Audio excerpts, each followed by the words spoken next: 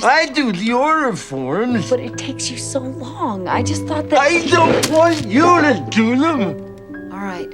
Bill had stuck to outdated methods for years. He blamed Shelley's well-meaning gesture as pity. As he prepared to leave, Shelley apologized, not for the order forms, but for leaving to start a new life. Their eyes met and lingered, all their reluctance hidden in departing footsteps. 9 years later, their lives had entered new chapters. At the company party, the retiring manager introduced Bill to his replacement, who was puzzled why a limping cerebral palsy patient earned his predecessor's favor. When the boss announced Bill as Salesman of the Year, he realized he shouldn't judge by appearances. In an era when gold cost $15 per ounce, Bill's sales on just one street reached $40,000. He'd finally matched his father's achievement. His brief acceptance speech earned thunderous applause. My mother, who taught me patience and persistence,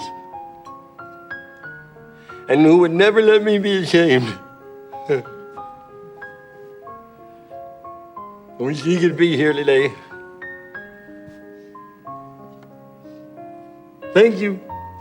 Life's greatest regret is when those who love you most can't witness your success. His triumph partly belonged to Shelley too. They'd stayed in touch these 9 years. Now married with a daughter, she still helped with deliveries. One day, Bill deliberately had them deliver Mrs. Charlotte's order to Bob's house. That evening, Bob knocked on neighbor Charlotte's door with the wrong box, also bringing years of misdelivered mail. They were the feuding neighbors who'd argued over a pine tree for half a century. Bill had quietly worked toward their reconciliation. Now, both widowed and aged, their old quarrels had dissolved with time. The next day, visiting the elderly woman as usual, Bill found her tidy house in chaos. Her daughter-in-law told him Mrs. Sullivan had died. Surprisingly, her son recognized Bill and led him to a room filled with products he'd sold over the years. She'd never needed any of it. Everything was bought out of kindness and affection. Recalling past details, Bill understood this was unspoken love, the romance he'd missed. Bill lived alone with this regret for 7 years, but his unchanging ways were becoming obsolete. As technology advanced, door-to-door sales were replaced by phones and emails. He was now the only salesman out of step with colleagues. Though the manager assured him he could continue door-to-door sales in his remaining years,